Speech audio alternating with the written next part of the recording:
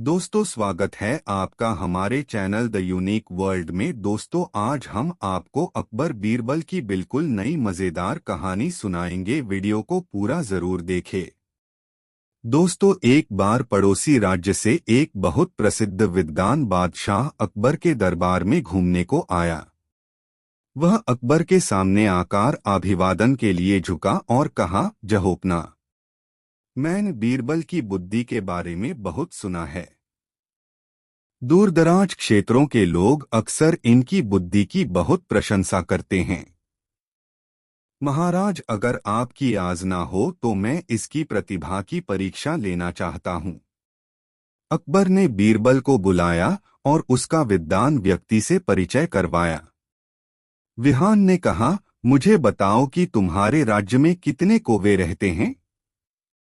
बीरबल ने आराम से प्रश्न सुना और कहा, मेरे दोस्त, मैं निश्चित रूप में कल आपको जवाब दे दूंगा। दरबार में हर कोई बीरबल और उस विद्वान के बीच हुई बातचीत से हैरान था। बादशाह अकबर ने बीरबल को अलग बुलाया और कहा, यह आदमी मुझे पागल नजर आता है। इस शहर में कितने कौवे रहते हैं, यह गिनती करना किसी भी व्यक्ति के लिए कैसे संभव है। तुम्हें सही जवाब जानने के लिए कुछ दिन ले लेने चाहिए थे।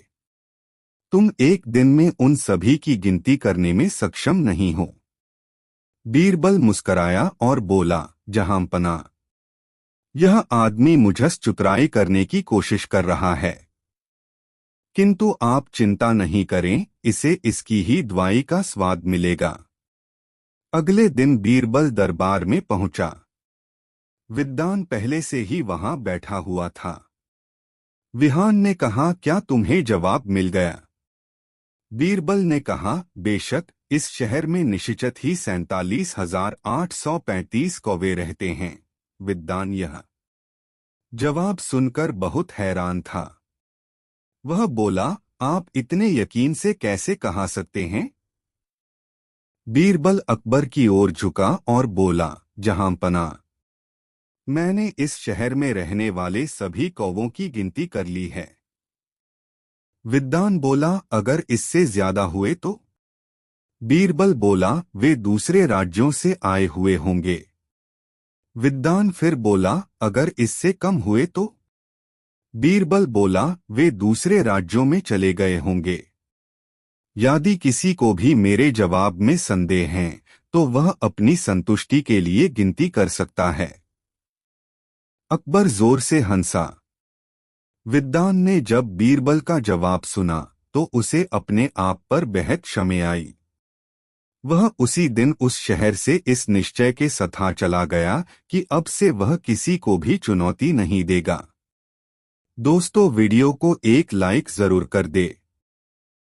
एक बार एक अजनबी व्यक्ति बादशाह अकबर के दरबार में आया और बादशाह के सम्मान में झुककर उसने कहा, जहांपनाह, मैं बहुत सारी भाषाओं में बात कर लेता हूँ। मैं आपकी बहुत अच्छी सेवा कर सकता हूँ यदि आप मुझे अपने दरबार में मंत्रियों में शामिल कर लें। बादशाह ने उस व्यक्ति की परीक्षा लेने का निश्चय किया।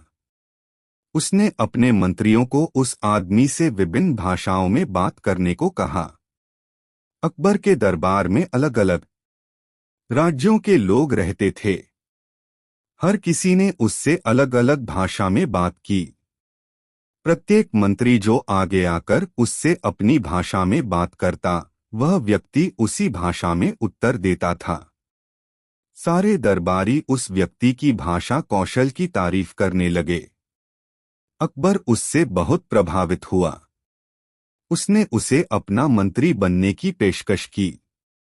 किंतु व्यक्ति ने कहा, मेरे मालिक, मैंने आज कई भाषाओं में बात की। क्या आपके दरबार में कोई है जो मेरी मातृभाषा बता सके? कई मंत्रियों ने उसकी मातृभाषा बताने की कोशिश की, परंतु असफल रहे। वह व्यक्ति मंत्रियों पर हंसने लगा। उसने कहा, मैंने यहाँ के बारे में सुना है कि इस राज्य में बुद्धिमान मंत्री रहते हैं, किंतु मुझे लगता है कि मैंने गलत सुना है। अकबर को बहुत शर्मिंदगी हुई। वह बीरबल की ओर सहायता के लिए कुछ करो। बीरबल ने उस व्यक्ति से कहा, मेरे दोस्त, आप थके लग रहे हैं। आपने निश्चय ही यहाँ दरबार तक आने में बहुत लंबा रास्ता तय किया है। कृपया आज आप आराम करें। मैं कल सुबह आपके प्रश्न का जवाब दे दूंगा। वास्तव में व्यक्ति बहुत थका हुआ था। उसने बादशाह से जाने की आज्ञा ली और चल दिया। उसने स्वादिष्ट खाना खाया और शाही अतिथि कक्ष में आराम करने चला गया। सभी मंत्रियों के जाने के बाद अकबर ने बीरबल से कहा, तुम इस व्यक्ति के प्रश्न का उत्तर कैसे दोगे? बीरबल ने कहा, जहांपना, चिंता नहीं करें, मेरे पास एक योजना है। उस रात जब महल में हर कोई गहरी नींद में सो रहा था, तब बीरबल ने काला कंबल अपने चरों ओर लपेटा और चुपके से अजनबी व्यक्ति के कक्ष में गया। बीरबल ने घास की टहनी से व्यक्ति के कान में गुदगुदी की। व्यक्ति तुरंत उठ गया। किंतु जब उसने अंधेरे में काले शरीर वाला देखा तो उसने सोचा कि वह भूत है। उसने उड़िया भाषा में चिल्लाना शुरू कर दिया, हे भगवान जगन्नाथ, मुझे बचाओ, मुझ पर भूत ने हमला कर दिया है। अचानक बादशाह ने अपने मंत्रियों सहित कक्ष में प्रवेश किया। बीरबल ने कंबल को फर्श पर फेंक दिया और कमरे में प्रकाश कर दिया। उसने व्यक्ति से कहा, तो तुम उड़ीसा निवासी हो और तुम्हारी मातृभाषा उड़िया है। मैं सही कह रहा हूं ना? व्यक्ति ने बीरबल से कहा कि वह सही है। अकबर ने कहा, एक आदमी चाहे कितनी भी भाषाएं बोल ले, लेकिन वह जब डरता है तो अपनी मातृभाषा में ही चिल्लाता है। बीरबल ने पहेली को हल कर दिया। अकबर ने उसकी चतुराई के लिए उसकी प्रशंसा की। दोस्तों, यह वीडियो अपने मित्रों को शेयर जरूर कर दे। 3 बादशाह अकबर को बहुत सारे शौक थे। उन्हें शतरंज खेलना और पतंग उड़ाना पसंद था। उन्हें अन्य देशों की कहानियों को सुनना भी पसंद था। लेकिन उनका पसंदीदा शौक घोड़ों का था, उसमें भी अच्छे घोड़ों का संग्रह करना था। एक दिन घोड़ों का एक व्यापारी महल में आया। उसके पास बेचने के लिए घोड़ों का एक समूह था। बादशाह बाहर आए और घोड़ों को देखा। बादशाह अकबर ने कहा, ये बहुत ही सुंदर घोड़ों हैं, मैं सारे खरीद लूंगा। क्या तुम्हारे पास और भी हैं? व्यापारी ने कहा, नहीं महाराजा, पर यदि आप मुझे कुछ धन दे दें तो मैं अफगानिस्तान लाकर कुछ और घोड़े खरीद कर ले आऊंगा। अकबर ने घोड़ों के समूह के सारे घोड़े ले लिए और अफगानिस्तान से अधिक घोड़े लाने के लिए 200 सोने के सिक्के दिए। उन्होंने उसे पैसे दिए, लेकिन उससे कोई प्रश्न नहीं पूछा। यह भी नहीं पूछा कि उसका नाम क्या था, वह कहाँ से आया था या वह कहाँ रहता था। घोड़ों के व्यापारी ने पैसे लिए और वहां से चला गया। कई दिन बीत गए, घोड़ों का व्यापारी वापस नहीं लौटा। कुछ दिनों के बाद अकबर ने बीरबल से भारत में 10 सबसे बड़े मूर्खा की एक सूची बनाने के लिए कहा। बीरबल ने यह सूची तुरंत बनाकर बादशाह को सौंप दी। जैसे ही अकबर ने सूची को पढ़ना शुरू किया, वह हैरान रह गए और फिर बहुत क्रोधित हुए। बीरबल ने अकबर का नाम सूची में सबसे ऊपर लिखा था। बीरबल, यह क्या है? बादशाह चिल्लाए, मेरा नाम सूची में सबसे ऊपर क्यों है? जहांपना, ऐसा इसलिए क्योंकि आप सभी लोगों में सबसे बड़े मूर्ख हैं। बीरबल ने कहा, तुम्हारी इतनी हिम्मत कैसे हुई? अकबर ने बीरबल के शब्दों से आहत होते हुए कहा। बीरबल ने आगे कहा, महाराज, आपने एक अजनबी को इतना ज्यादा पैसा दे दिया और यह भी नहीं पूछा कि वह कौन था, कहाँ से आया था। क्या यह मूर्खता नहीं है? अकबर ने कहा, यदि वह आदमी घोड़ों के साथ वापस आ जाएगा तो क्या होगा? महाराज, यदि वह आदमी घोड़ों के साथ वापस आ जाएगा तो मैं सूची में सबसे ऊपर से आपका नाम हटा दूंगा और उसका नाम लिखा दूंगा, बीरबल ने कहा। अकबर को यह एहसास हो गया था कि उन्होंने वास्तव में मूर्खता की थी। दोस्तों, वीडियो कैसा लग रहा है कमेंट में जरूर बताएं। एक दिन बादशाह अकबर बहुत विचारशील मुद्रा में दरबार में आए। उन्होंने दरबार में उपस्थित अपने सभी मंत्रियों की तरफ देखा और कहा, माननीय मंत्री, मुझे बताएं कि जिसने मेरी दाढ़ी खींचने की हिम्मत की है उसे मैं कौन सी सजा दूं। दरबार में सभी इस तरह के अजीब सवाल पर चिंतित हो गए। इस प्रकार के अपराध के लिए हर कोई आपस में चर्चा करने लगा।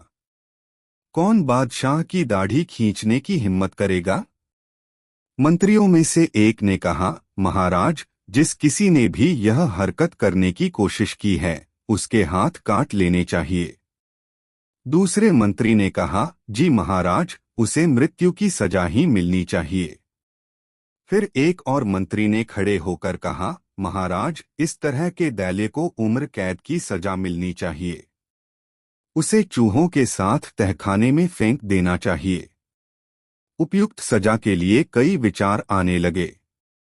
जैसे वह चर्चा में बढ़ते गए सभी मंत्री और भी रचनात्मक होते गए। अकबर और भी मजे के साथ उन सभी की बातों को सुन रहा था। अंत में उन्होंने बीरबल की तरफ देखा और कहा, क्यों प्रिय बीरबल, तुम इतने शांत क्यों हो? तुम्हारे मुताबिक मेरी दाढ़ी खींचने की हिम्मत करने वाले के लिए उपयुक्त सजा क्या होनी चाहिए? बीरबल उठा और बादशाह की ओर सम्मान से सिर झुकाकर बोला, महाराज, उस पर चुंबन की बौछार करनी चाहिए, उसे गले लगाना चाहिए और उसे खाने के लिए खूब सारी मिठाइयाँ देनी चाहिए। यह सुनकर दरबार में सभी एक बार फिर हैरान हो गए। एक मंत्री ने कहा, महाराज, बादशाह की दाढ़ी को मिठाइयाँ दी जाएं। अकबर मुस्करा रहे थे। उन्होंने बीरबल से पूछा, आपको क्यों लगता है कि यह एक उपयुक्त सजा है? बीरबल ने जवाब दिया, महाराज, आपके पोतों के अलावा आपकी दाढ़ी खींचने की हिम्मत और कौन करेगा? बीरबल सही था। उस सुबह जब बादशाह अपने पोते के साथ खेल रहे थे तब उसने शरारत से अपने दादा की दाढ़ी को खींच लिया था। अकबर ने सोचा, यह अपने मंत्रियों की परीक्षा लेने का एक अच्छा विचार है, इसलिए उन्होंने यह अजीब सवाल पूछा था। केवल बीरबल सही ढंग से सवाल का जवाब देने में सक्षम था। अकबर ने उसके बुद्धिमान विचार के लिए सोने का एक थैला बीरबल को भेंट किया। दोस्तों, यह वीडियो अपने मित्रों को जरूर शेयर करें।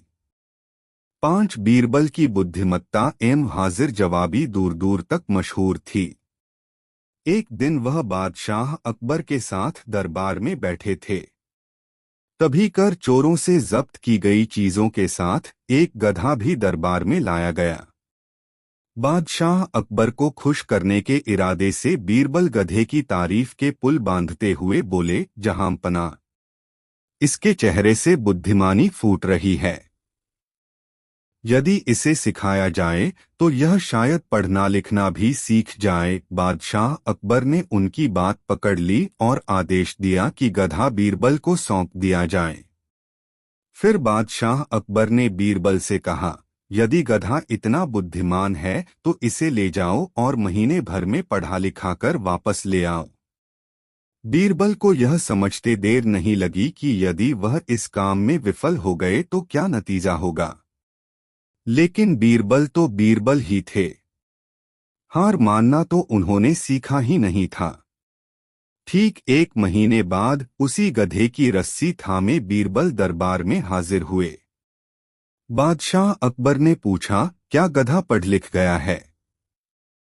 बीरबल ने कहा, जी हाँ जहांपनाह। यह कहते हुए उन्होंने एक मोटी सी किताब गधे के सामने रख दी। गधा जुबान से किताब के पन्ने पलटता चला गया और 30वें पन्ने पर पहुंचकर जोर जोर से रेंकने लगा। बादशाह अकबर और सभी दरबारी आश्चर्यचकित रह गए।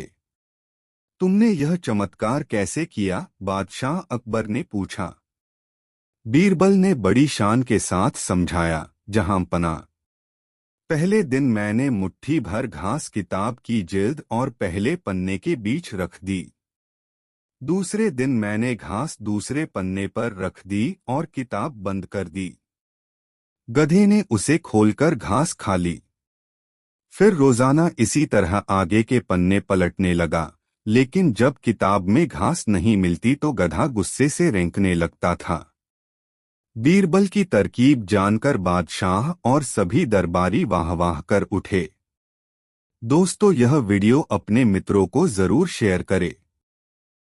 एक बार तुर्किस्तान के बादशाह को बादशाह अकबर की बुद्धि की परीक्षा लेने का विचार आया। उसने एक दूत को पत्र देकर सिपाहियों के साथ दिल्ली भेज दिया। पत्र का मजमून इस प्रकार था। बादशाह अकबर, मुझे सुनने में आया है कि आपके देश में कोई ऐसा वृक्ष है जिसके पत्ते खाने से मनुष्य की आयु बढ़ जाती है।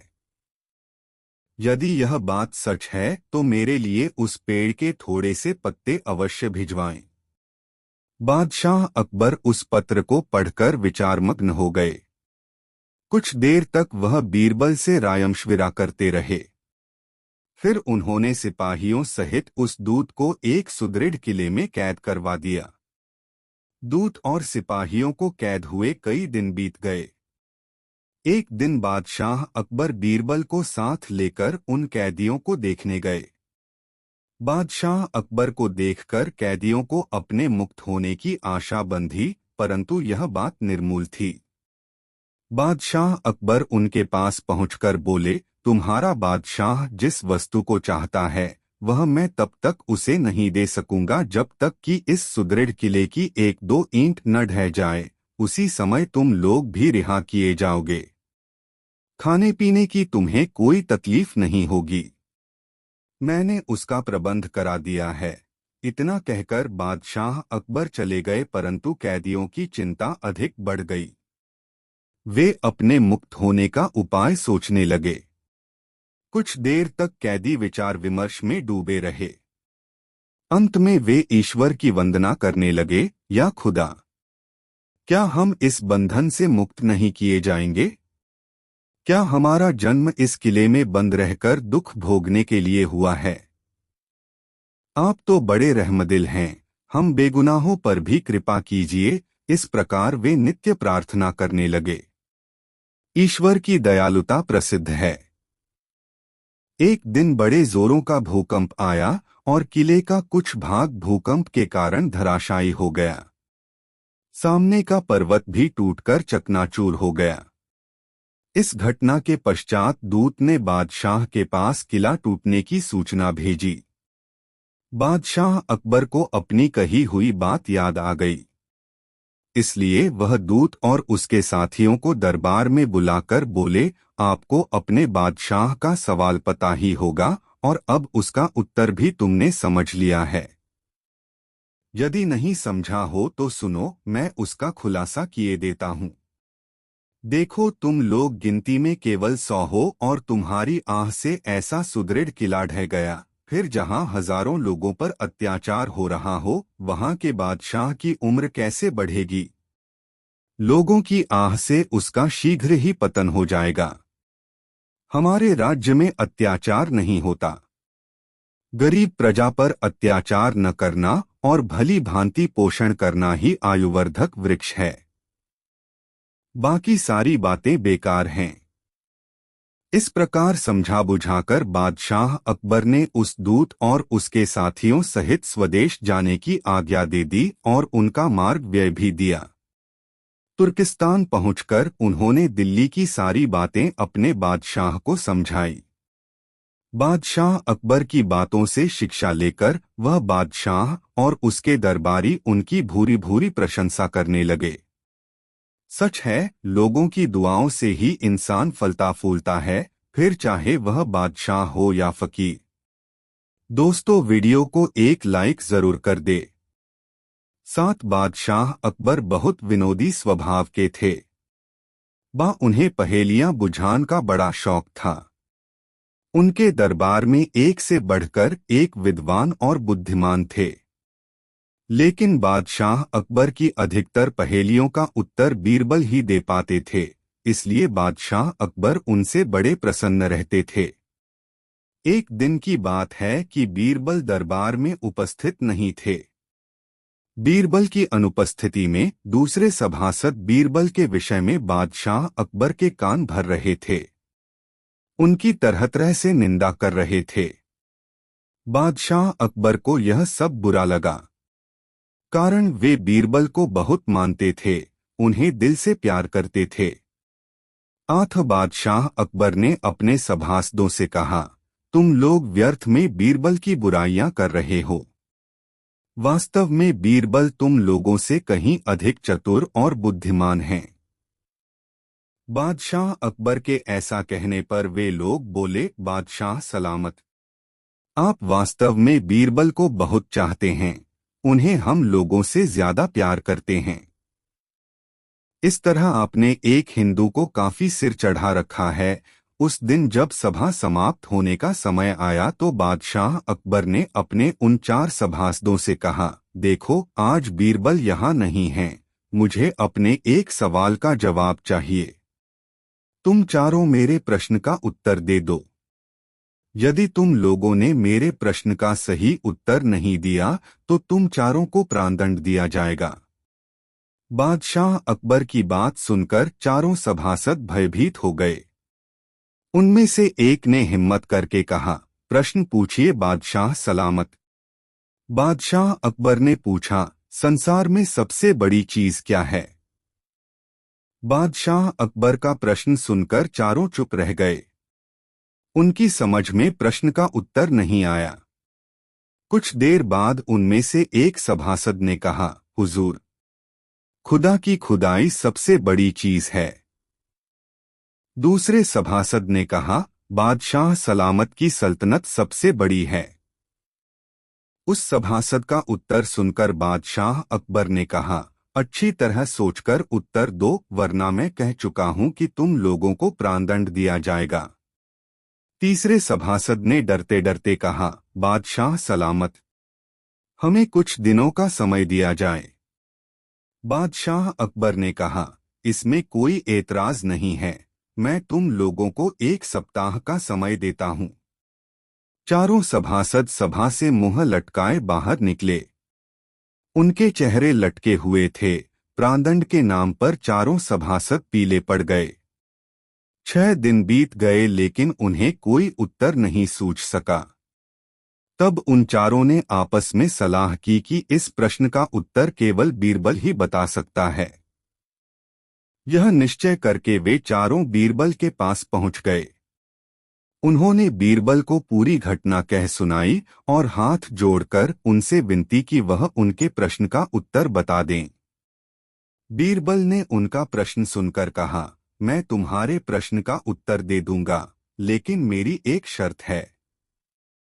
आप एक शर्त की बात करते हैं, हमें आपकी 1000 शर्तें मंजूर हैं। बस हमें बचा लीजिए, चारों सभासद बोले। तब बीरबल ने उनसे कहा, तुम चारों में से 2 जने अपने कंधों पर मेरी चारपाई उठाकर महल तक ले चलोगे। एक मेरा हुक्का पकड़ेगा, जिसे मैं पीता हुआ चलूंगा। एक मेरी जूतियां लेकर चलेगा। बोलो मंजूर है? अगर किसी अन्य समय बीरबल उनको यह सब करने के लिए कहते तो शायद वे ऐसा कभी न करते, लेकिन अब जब उन्हें प्राणदंड दिए जाने का डर था तो वे तुरंत ही उनकी बात मानने को तैयार हो गए। उन्होंने वैसा ही किया। वे चारों अपने कंधों पर बीरबल की चारपाई उठाए, उनका हुक्का और जूतियां लिए हुए महल की ओर चल दिए।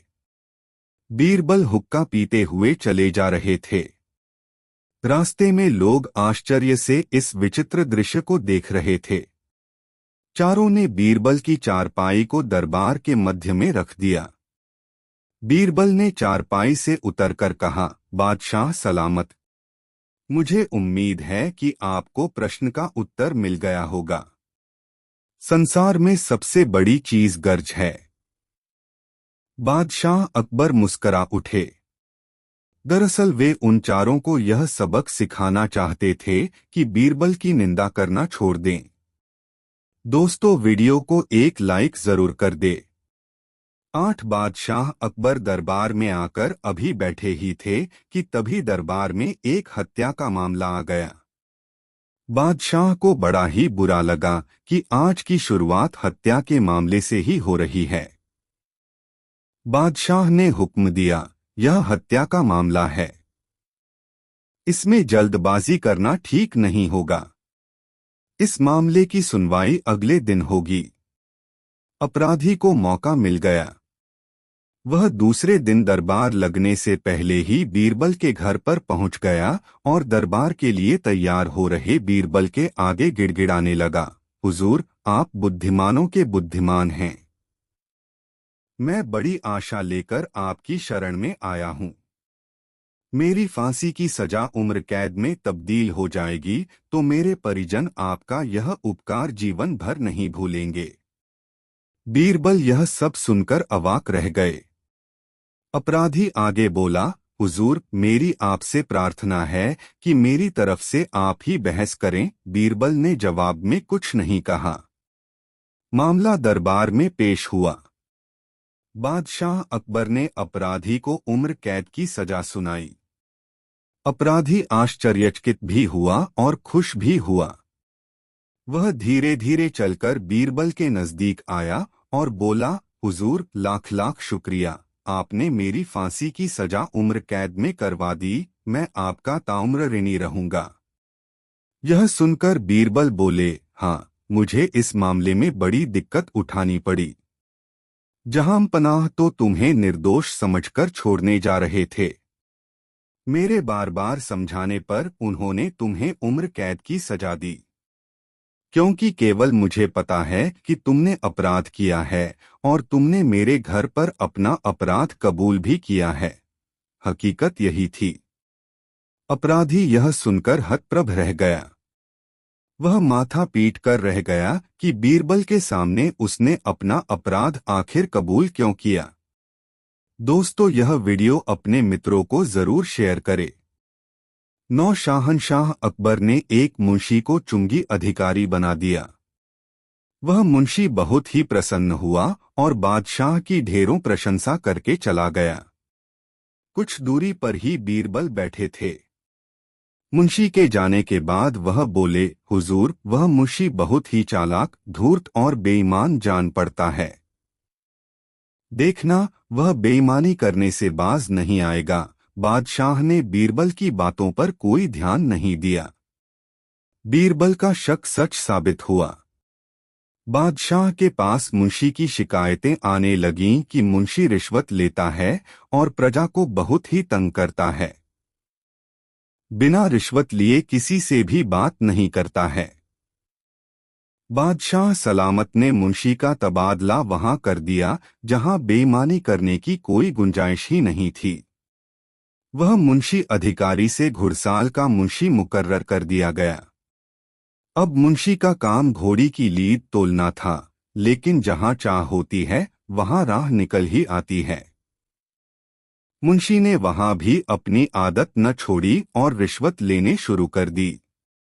मुंशी साइसों से बोला, तुम सब घोड़ों को दाना कम खिलाते हो, इसीलिए मुझे लीद तोलने को भेजा गया है।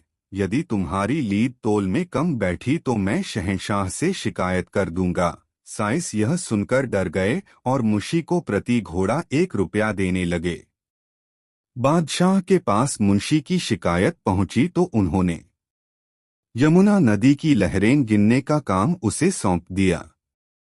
यहाँ पर बेईमानी का कोई काम नहीं था। मुंशी बेईमानों का बेईमान था।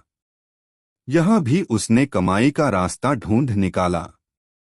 अब मुंशी ने नावों को रोकना शुरू कर दिया और कहने लगा, रुको, मैं अभी लहरें गिन रहा हूँ। बेचारे नाविक जब नावों को रोक कर परेशान हो गए, तब उन्होंने मुंशी को प्रतिमाह 10 रुपए देने प्रारंभ कर दिया। दरबार में जब यह खबर पहुंची कि मुंशी नाविकों से पैसे वसूलता है, तो शहंशाह ने हुक्म जारी किया कि नावों को न रोका जाए और उन्हें जहां जाए जाने दिया जाए। शातिर दिमाग मुंशी कहाँ किसी बंदिश और नियम को मानने वाला था। यहाँ भी उसने अपनी बुद्धि का इस्तेमाल कर एक तख्ती को तट पर यह लिखकर लगा दिया, रोको मत जाने दो। यह द्व्यर्थी वाक्य शहंशाह के हुक्म का भी पालन कर रहा था और मुंशी को भी रिश्वत दिलवा रहा था। बादशाह के पास फिर भी मुंशी की शिकायतें पहुंचने लगीं, तो उन्होंने उस मुंशी की हरकतों से तंग आकर उसे नौकरी से हमेशा के लिए हटा दिया और बीरबल से कहा, बीरबल, हमने तुम्हारी बात नहीं मानी। तुम्हारा कहना सही था कि यह मुंशी जरूरत से ज्यादा होशियार और बेईमान लगता है। यह सब कहकर शहंशाह ने बीरबल के जिम्मे कर्मचारियों को जांचने परखने का काम लगा दिया। दोस्तों, वीडियो कैसा लग रहा है कमेंट में जरूर बताएं। 10 फातिमा बीबी नाम की एक विधवा महिला ने अपने बाकी दिन गुजारने के विचार से मक्का मदीना जाने का निर्णय लिया। उसकी कोई संतान नहीं थी।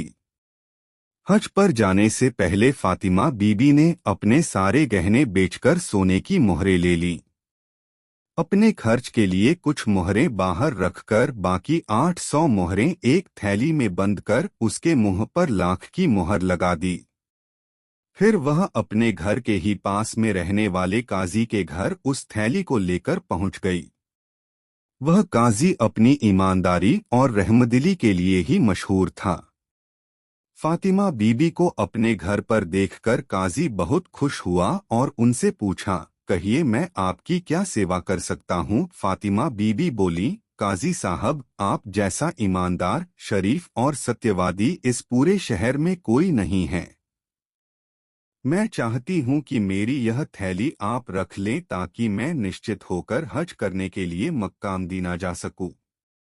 इस थैली में 800 स्वर्ण मोहरें हैं।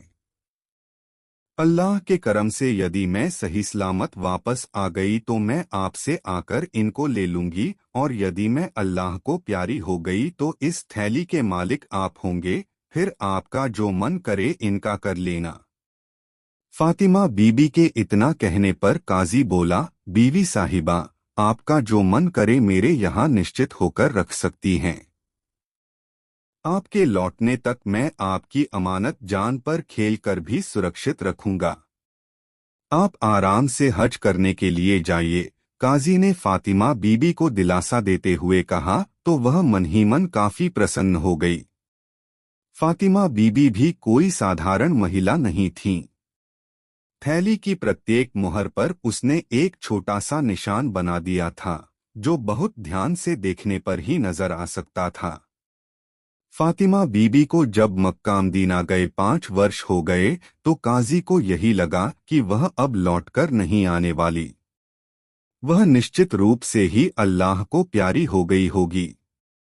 ऐसा सोचते ही काजी के मन में पाप जाग गया।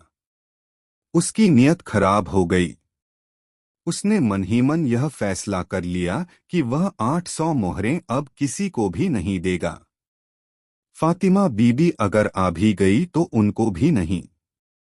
एक रोज फातिमा बीबी अचानक ही मक्का मदीना से लौट आईं और वह सीधे काजी के पास अपनी थैली मांगने के लिए चली गई। काजी ने उन्हें थैली इसे वापस दे दिया। पहुंचकर फातिमा घर बीबी ने थैली का मुंह खोला तो आश्चर्य से उनकी आंखें फटी की फटी रह गईं। थैली में सोने की मोहरों की जगह उतनी ही संख्या में पैसे और रांगे के टुकड़े थे। फातिमा बीबी का चेहरा बुझ गया। वह खुली थैली को लेकर काजी के घर पहुंची और कहा, इसमें तो सोने की मोहरें नहीं हैं। काजी तेवर बदलते हुए बोला, एक तो नेकी करो ऊपर से बदनामी भी। देखो बीबी साहिबा, मैंने तो केवल थैली रखी थी, उसमें सोने की मोहरें हैं या रांगे की यह तो मैंने देखा भी नहीं था। तुम जैसी थैली दे गई थीं, वैसी ही मैंने रख ली थी। जैसी मोहर लगी थैली तुमने दी थी, वैसी ही मोहर लगी थैली मैंने लौटाई भी है। देखिए, आप मुझे बदनाम न करें। काजी की बातें सुनकर फातिमा बीबी को चक्कर से आ गए। वह गिड़गिड़ाते हुए बोली, काजी साहब, मुझ पर रहम करो। मैं एक निःसंतान बूढ़ी विधवा हूँ। मेरे आगे पीछे मुझे देखने वाला कोई नहीं है। मुझ बेसहारा औरत पर रहम करो। वे मोहरे ही मेरे बुढ़ापे का सहारा हैं। आप सारी मोहरें नहीं देना चाहते हैं तो आधी ही दे दीजिए। मैं तो आपको शहर का सबसे अधिक ईमानदार और रहमदिल इंसान समझकर अपनी थैली सौंप गई थी। आपने तो मुझ बेसहारा वृद्धा के साथ ऐसा विश्वासघात किया कि मैं कहीं की भी न रही। काजी काफी नाराज हो गया और आगे बढ़ते हुए धमकी भरे स्वर में बोला, देखो बीबी, तुम यहाँ से चुपचाप इज्जत के साथ चली जाओ, नहीं तो धक्के मारकर बाहर कर दूंगा। विधवा फातिमा बीबी आंसू बहाती हुई काजी के घर से बाहर आ गईं। अब उनकी समझ में नहीं आ रहा था कि वह क्या करें, क्या न करें, कहाँ जाएं और कहाँ न जाएं। फिर अचानक ही उनकी आंखों के सामने अकबर बादशाह का दरबार नाच गया। वह बदहवासी सीधे बादशाह अकबर के दरबार की ओर बढ़ गईं। दरबार में डरी सहमी वह दाखिल हुई और अपनी सारी आपबीती कह सुनाई।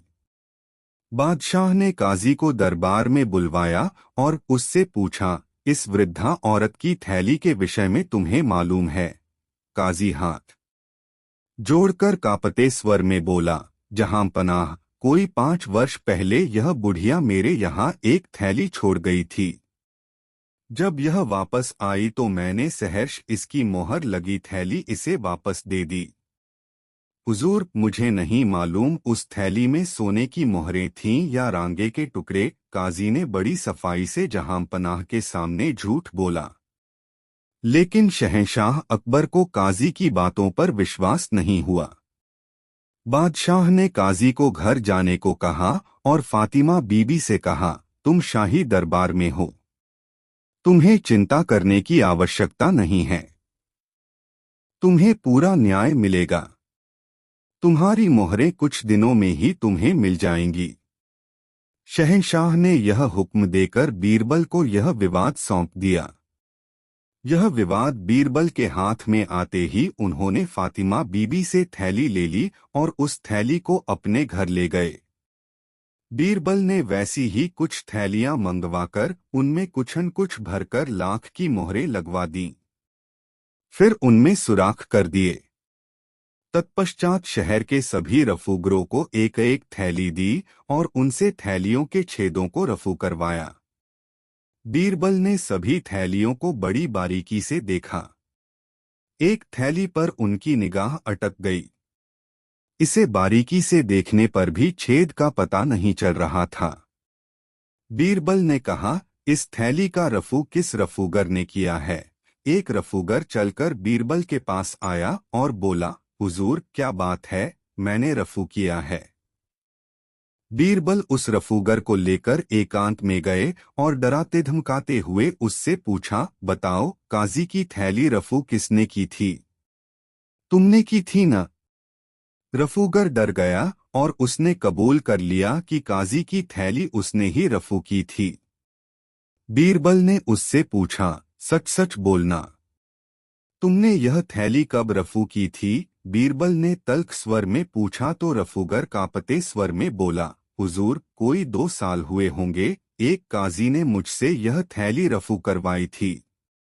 क्या तुम्हें पता है उस थैली में क्या रखा हुआ था? बीरबल ने रफूगर को घूरते हुए पूछा तो रफूगर सच को छिपा न सका और उसके मुंह से निकल गया, हुजूर, उसमें कुछ तांबे के पैसे और रांगे के टुकड़े थे। काजी ने इस काम के लिए क्या तुम्हें कुछ दिया था? बीरबल की कड़क आवाज के आगे रफूगर बिल्कुल ही ढीला पड़ गया। वह थमती आवाज में बोला, 2 मोहरें मिली थीं, मालिक। क्या वे मोहरें तुम्हारे पास अभी भी हैं? देखो, सच का साथ दोगे तो मैं तुम पर कोई आँच नहीं आने दूंगा। बीरबल के यह कहते ही रफूगर बड़ी मुश्किल से बोला, हुजूर, झूठ नहीं बोलूंगा। एक मुहर तो खर्च हो गई है। हाँ, एक मुहर मेरे पास है। वह मुहर मुझे चाहिए। ज्यादा होशियारी दिखाने की कोशिश की तो शाही कहर से तुम्हें मैं भी नहीं बचा सकता। बीरबल के इतना कहते ही रफूगर भागा भागा मुहर लाने चला गया। बीरबल ने फातिमा बीबी और काजी को भी बुलवा लिया।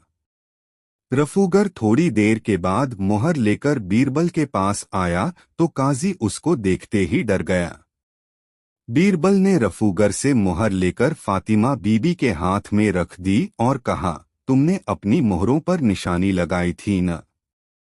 दिखाओ वह निशानी कहाँ है। फातिमा बीबी ने पलक झपकते ही अपना लगाया निशान बीरबल को दिखा दिया। अब बीरबल ने रफूगर की ओर थैली करके कहा, बोलो रफूगर, यह वही थैली है न? हाँ हुजूर, यह वही थैली है। रफूगर रुक रुक कर बोला। हाँ तो? बीरबल तल्ख आवाज में बोले, तुमने कहाँ पर रफू किया था? बोलो। रफूगर थैली पर हाथ धरते हुए बोला, यहाँ पर हुजूर।